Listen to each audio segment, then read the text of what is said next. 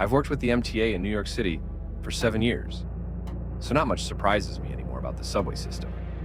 Still, there's one story I always end up sharing when friends and family ask for any strange experiences. It happened about 2 years into my job, and even now I remember it vividly, as if it just happened yesterday. By that time, I was pretty used to the routines and had gotten accustomed to the environment. I was working in Brooklyn at High Street Station, doing some regular maintenance work. The platform was completely empty, which felt unnerving in a way. You get used to these stations being full of people, so seeing them empty and quiet can be strangely unsettling. Hours passed without me seeing anyone, and the only sounds were the hum of the lights and the occasional train passing by. Out of nowhere, I heard a loud metallic clang coming from down the tracks, so sudden that I dropped my mop in surprise. It was a noise I wasn't familiar with, like a rock dropping onto a metal rail.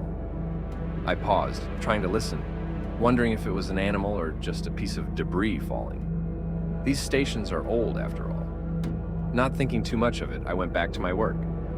About 10 minutes later, that same sound rang out again, this time louder, and it definitely grabbed my attention. Could it really be falling debris twice in 10 minutes?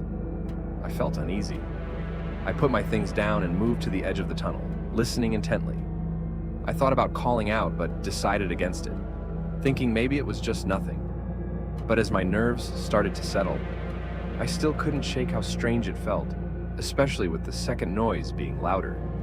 I tried to push it out of my mind, focusing on finishing my work. I was almost done, and looking forward to leaving when I heard something that sent chills down my spine. A child's voice, calling for help from the tunnel, sounding desperate. I froze, and after a few seconds, I couldn't ignore it. My conscience wouldn't let me. I stepped down onto the tracks, letting my eyes adjust to the darkness, and shouted, asking if the kid was okay. No response. That felt odd, and I was starting to feel a bit unnerved. Then the voice called out again, pleading for help, and I called back, asking if he could hear me. He responded, yes.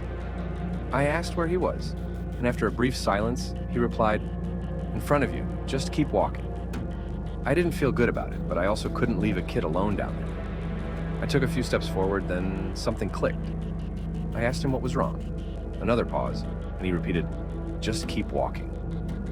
Something felt very wrong. My eyes had adjusted a bit, and I could make out a small shadow up ahead that looked like a child.